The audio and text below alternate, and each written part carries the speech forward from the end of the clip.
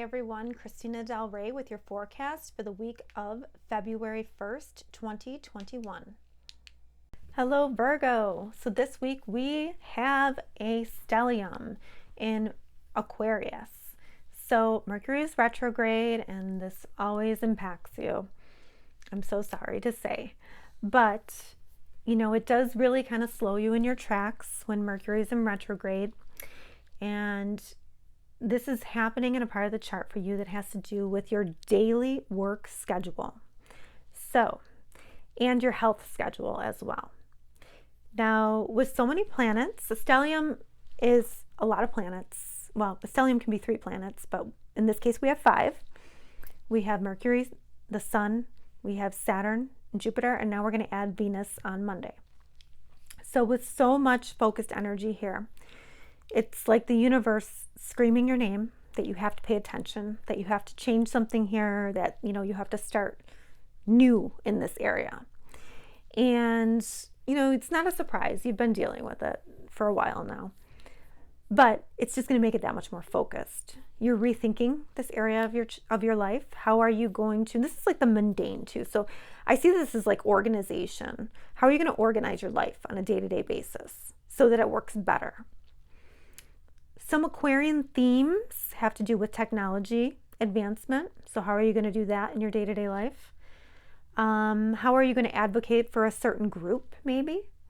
How are you going to be unique? How are you going to be free in your day-to-day life? There's some kind of awakening here.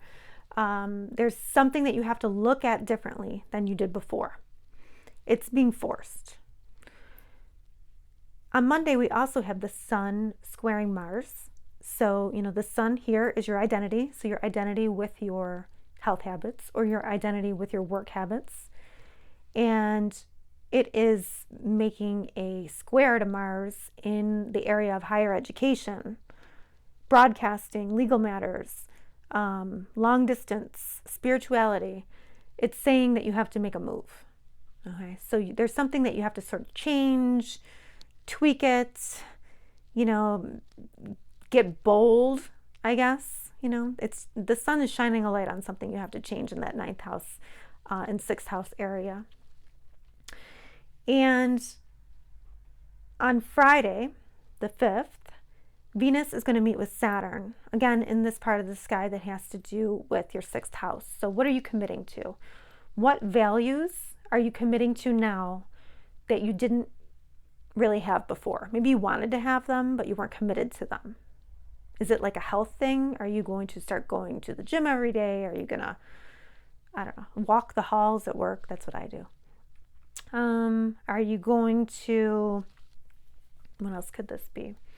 Are you going to, meditate every day? I don't know. But whatever you're making a commitment to, it feels good. And you know that the hard work will pay off down the road. And then on Sunday, we have Venus making a square to Uranus. So this is more like kind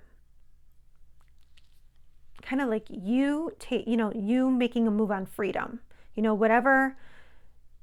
Whatever's going on in that 6th house, that day-to-day, you have to make some kind of movement to free yourself. And whether you do that where you like broadcast it out on social media or, you sign up for a course or something to learn. But you're making some kind of, you're doing something that frees you in some way. You're taking some kind of action that has to liberate you in some way. It could even have to do with like your beliefs, your spiritual beliefs. But there's something there. So really, you have a very concentrated week that you really, Mercury's in retrograde, so we're rethinking things. Rethink how you're going to do that part of your chart. And then next week, we're going to have a new moon there.